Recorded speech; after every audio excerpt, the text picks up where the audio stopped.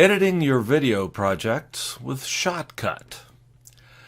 Shotcut is the unicorn I've been looking for quite some time. It's a completely free open source video editor with a fairly standard interface that's not overwhelmingly complex. Yet it's one that will handle almost any video file that you want to drop into it as part of a video project, even very long, very large video files like hour to 2 hour long Zoom recordings. So, you can acquire Shotcut for free on the web at shotcut.com, right here. One minor bone I have to pick with them is that since it's a free open source effort, they're doing everything they can to raise money. And when you get to the shotcut.com homepage and you see this click to download button, you think, oh, that's going to download Shotcut. Wrong. It's going to download a paid advertised driver tool for Windows, which you may or may not want, but that's not what we're interested in here. To download Shotcut, you've got to go to the download link in the menu at the top of the screen here. And this system will work on other operating systems as well as Windows, Linux, Mac OS as well. But we're interested in the Windows version. It's apparently detected that we're on Windows here, so you can get the Windows installer from a couple of different places. They all seem to be reliable. I would recommend getting the installer file by just clicking on that, and it will proceed to download. It's an executable file. You can put it in your downloads folder, and when it downloads, simply run it by double-clicking on it, and Shotcut will install itself. It's fairly standard Windows install. No big deal. All right, so what does Shotcut look like? Well, I can bring it up from my Windows Start menu or from a desktop icon, which you can create. I've already got it running here. Let me just bring it up from the taskbar. And it's got a fairly standard looking editor interface. The first thing, of course, we'll have to do is create a project. Each editing project needs its own separate project file that will contain all the edits that you do and links to all the video that you're using and audio and still images and so on. So the first thing we do is create the project file. And it will tell you where it's going to put the project file. I've chosen to put it in my videos folder, but you can click on that and specify a project folder if you want something different than the default, which is what I did here. We do have to give the project a name. I'm going to call this Shotcut Tutorial. I would recommend leaving the video mode at automatic. That way it will pretty much take care of all the transcoding and interpolation for you and so on. This way you can load just about any video file in, and it will automatically adjust everything else to fit to give you a clean project at the end. In other words, just leave that at automatic. And click Start to start your project. Nothing much seems to happen. First thing we've got to do is get the video files, audio files, still images that we want to edit into our final project. The easiest way to do that is just to bring up a file manager window, where you have access to the files that are going to be part of this project, and just drag them over into your so-called playlist, or sometimes called a media bin in other editors. So I want this, and we're going to acid test this thing here with a Zoom recording. It's about an hour and a half long, I think. So that's the one I want to use. I just drag it over into the media bin here, or the playlist, and there it is. Let's bring that back up. And I also want this smaller Zoom recording. We'll see what that's for. I've got a slide, a still image that I want to use as a title slide at the beginning, an introductory slide, and I've got a little music that I'm going to put in at some point in the tutorial. So I just drop those files here. I can drop them in later if I forget to start off with them. So I've got my media ready to work here. Just a little bit about the interface here. This is your, as I said, your playlist, your media bin. We can make that a little smaller if we like to make our playback window here, our preview window, a little bit bigger. This is where video that you play and edit is going to appear.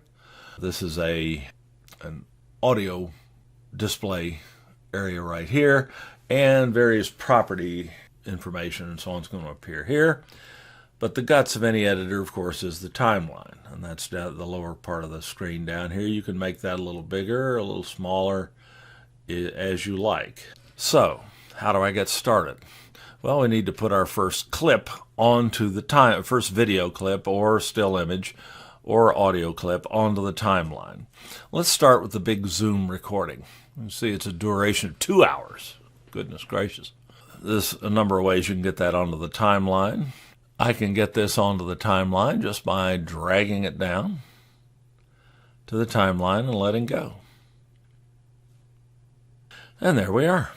We have the usual controls on the timeline. We can scroll back and forth since this video is way too large to fit everything on the timeline displayed at one time, though I can magnify and demagnify in that case, or zoom in or zoom out on the timeline to be able to see things better or get more of it visible at one time.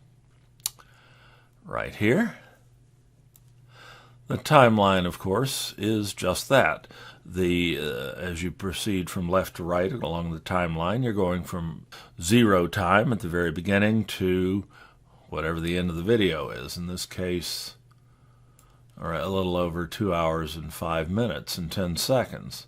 The time code, of course, is listed up here so you can keep track of more or less where you are in the video.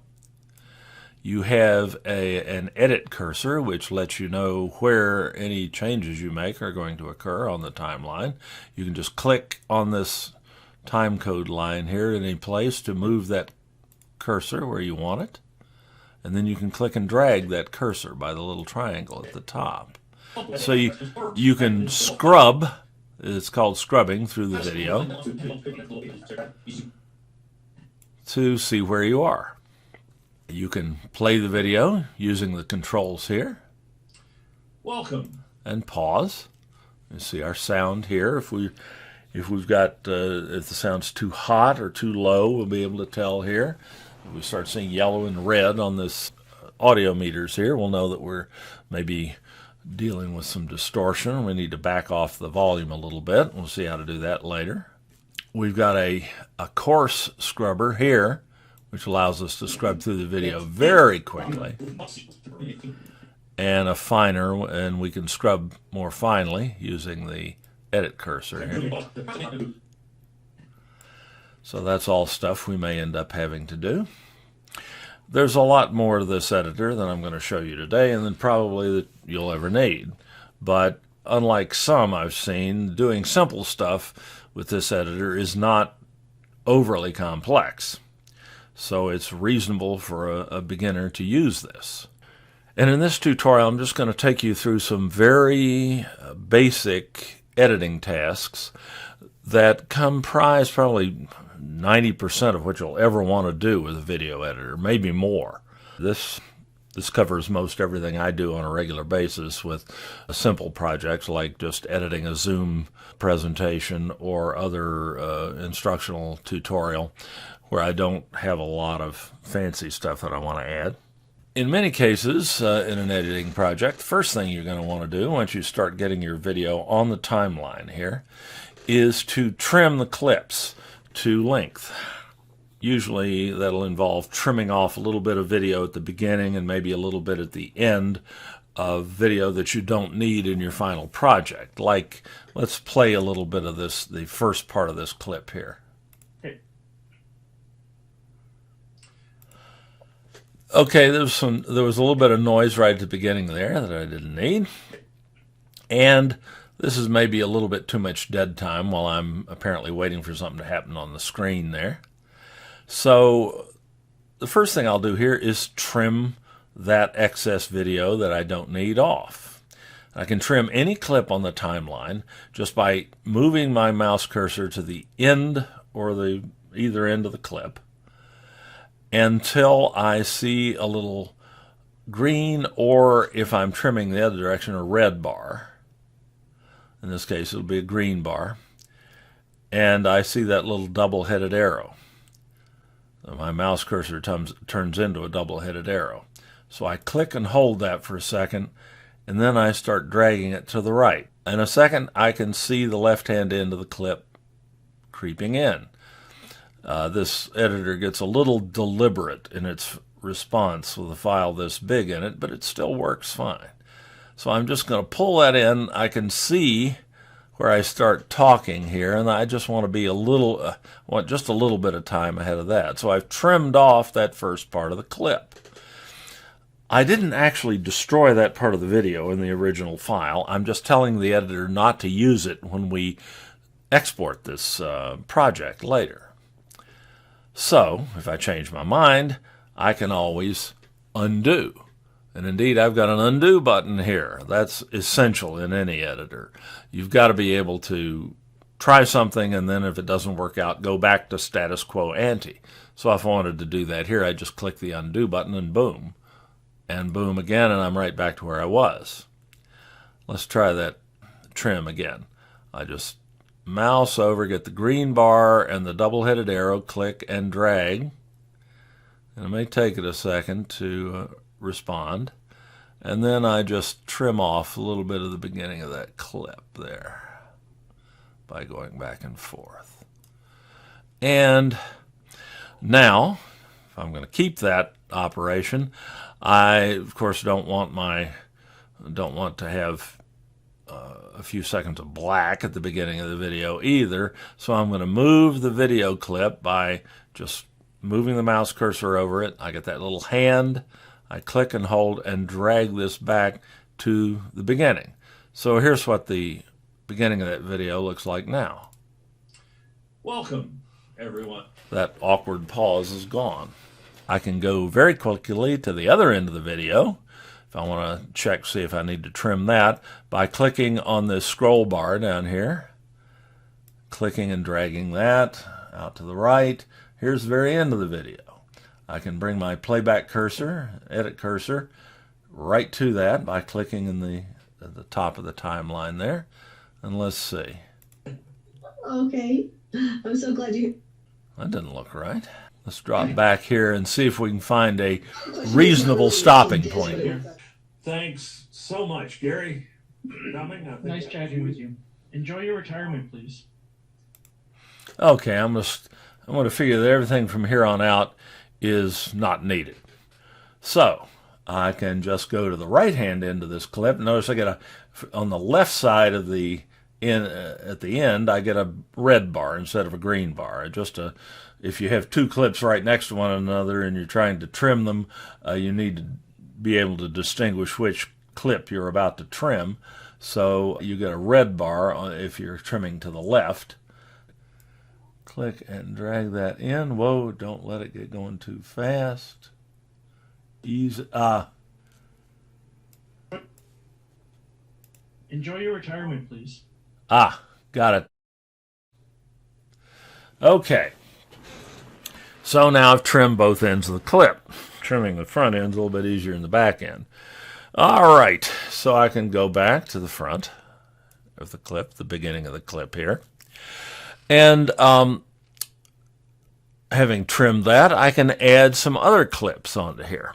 Let's say most editor projects, you're going to have more than one video clip that you're going to want to add to the final video, to the final product. In this case, I've got, for starters, I've got a little intro slide here. This is just a PowerPoint slide I made that has the titles on it that identify the subject of the video.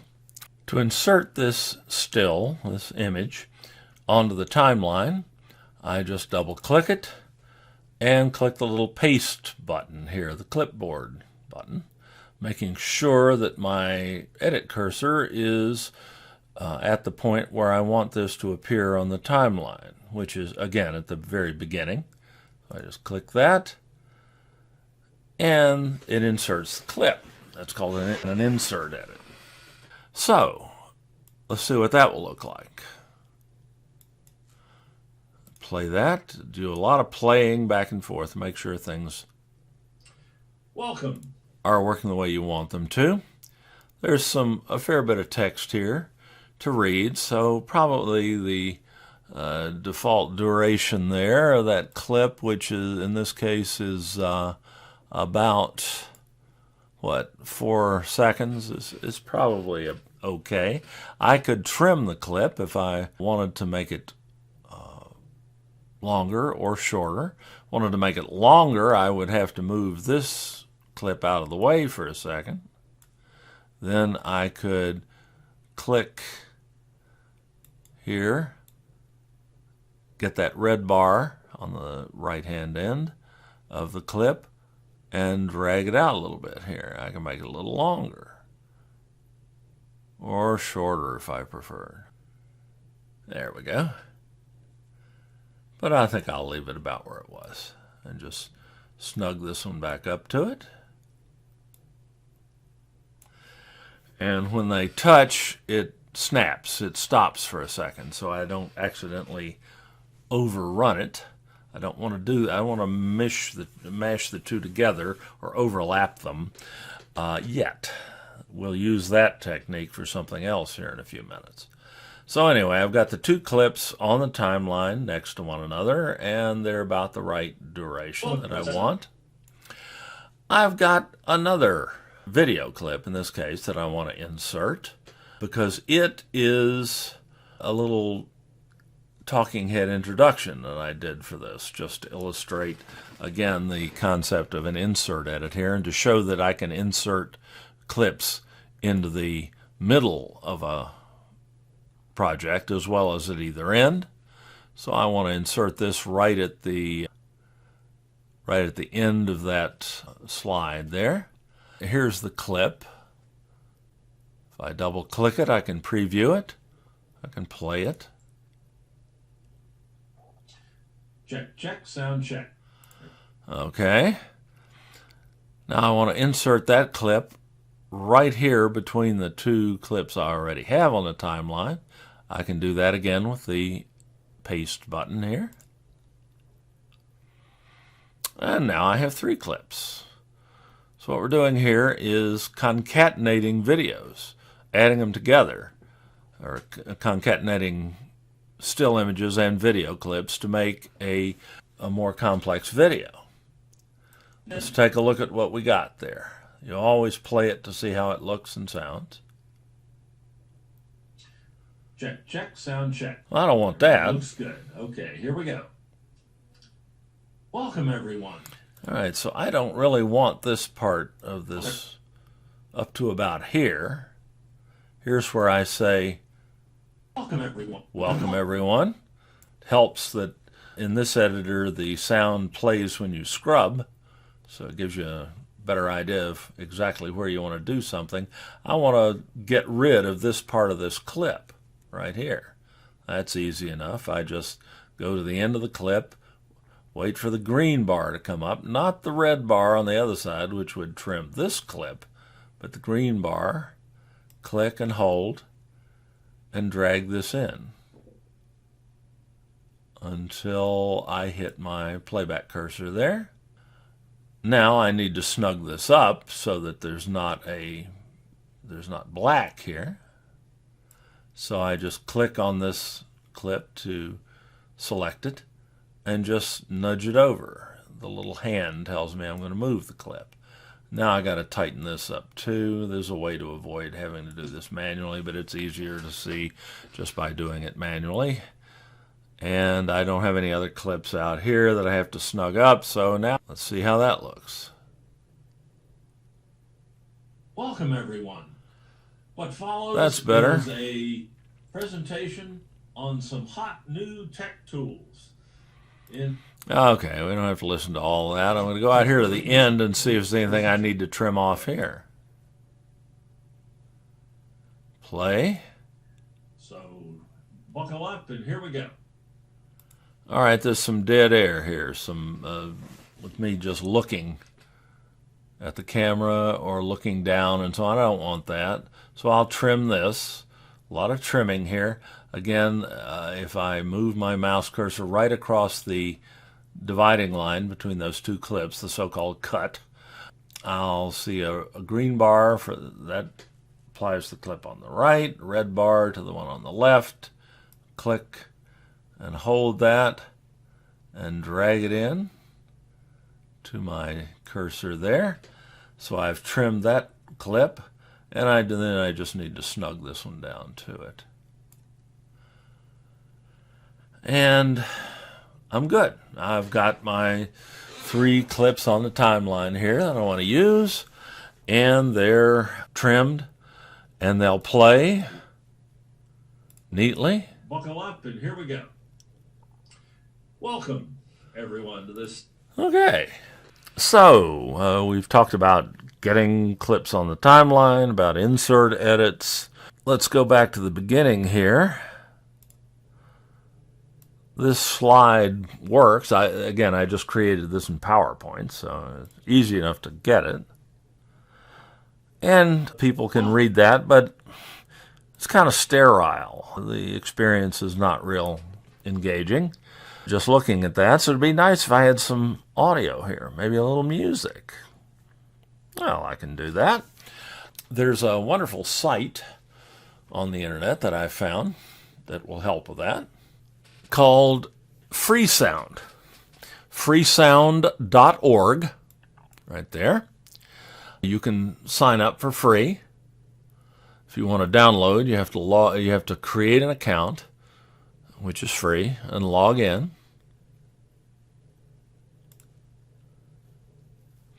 And then you can go to the sounds area, and you can just find all sorts of music and sound effects. Okay, that might work. But once you're logged in, you can select any one of these and just download it, which I've done. And I've got that sound file right here. So, how do I insert that in as part of the sound here? You can see here's my video track and here's my audio kind of merged with it. But in this case, I need, if I want to insert this sound file onto the timeline, I need another track, an audio track. I can get that by clicking on this little menu button here, this hamburger. And under track operations, I can add an audio track, or I can just do that with a Control U. And there it is. I've got an Audio 1 track here now. It wasn't there before. So how do I get this sound file onto it? Well, probably the easiest way is just to drag it down. And the track lights up, so I know I'm hitting that. And then just drop the audio file right there. You see the little symbol for the audio track. I can maybe make this a little bigger so you can see a little better by making the timeline a little taller using this click and drag tool here. So I can, like any other clip, I can drag it around on the timeline. I'll drag it back to time 0. I like that one. Welcome, everyone. But I don't want that to continue to play while I'm talking. So I can shorten this clip. I can trim this audio clip just like I trimmed the video clips. Go to the right-hand end, get the red bar, and just pull it in until it, keep dragging until it just runs the same amount of time as the still image there. Let's try that.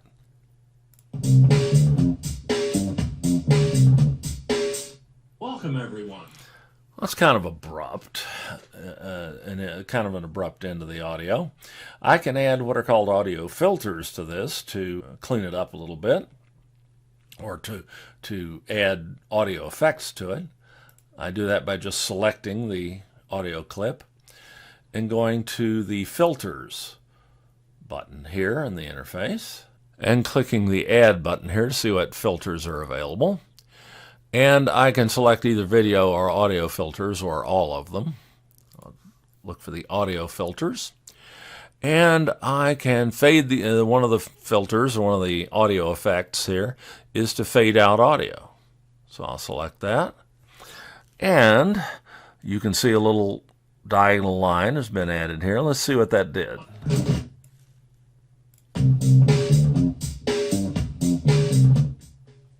Welcome, everyone. Okay, that's a little better. So, I've got a nice little bit of audio there under my title. I can adjust the volume on that if I like with another filter. Gain/volume. And I can reduce the level on that just by clicking and dragging that bar. Let's see how that is. Oh, that was too much. Bring it back up.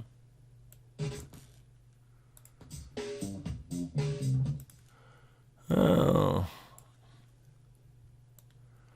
Trial and error. That's the soul of editing. That's better. All right.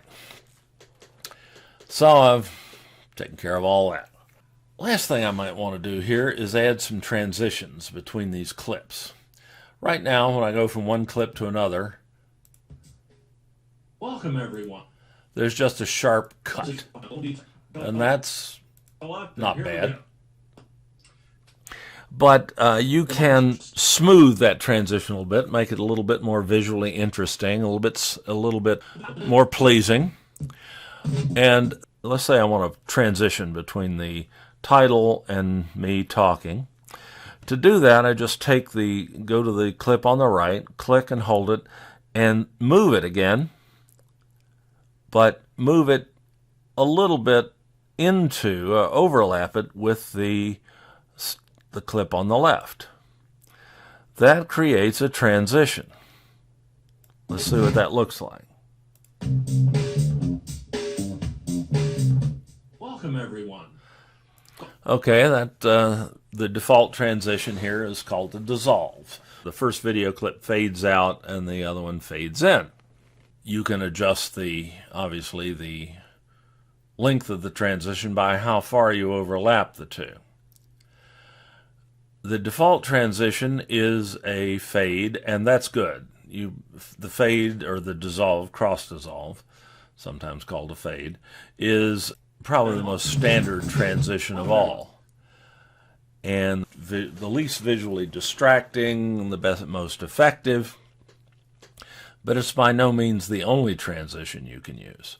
Let's say I want to transition between this clip and the original 2-hour Zoom recording as well.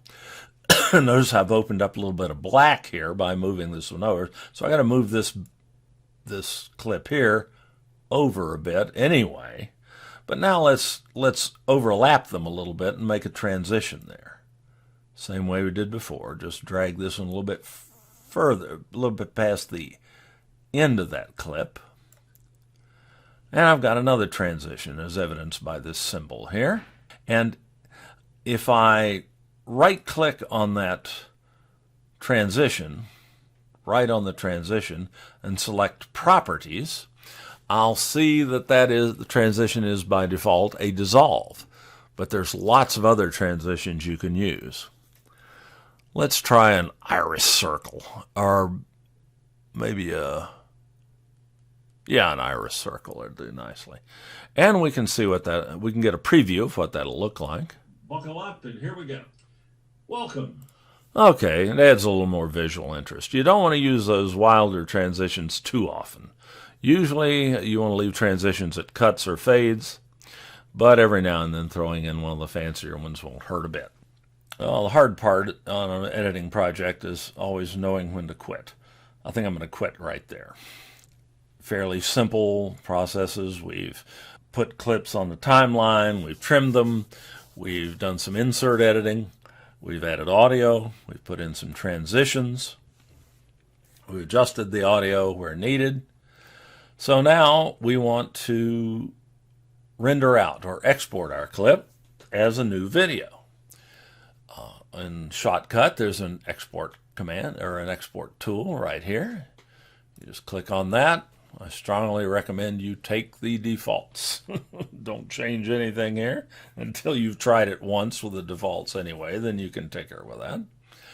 Once you get this up, you can actually start the export by clicking the button down here that says Export File. You'll have an opportunity to decide where you want to save it. I'll put it in my videos folder. And you can choose what you're going to call the file. By default, it's going to use the name of the project. In this case, Shotcut Tutorial. That's fine. And then just click Save. This starts the render. You'll be able to see a little progress indicator up here in the upper right under Jobs. That's what this rectangle is for. This will take some time, depending on the complexity of your editing project, how long your clips are, your video clips are, and how fast your computer is.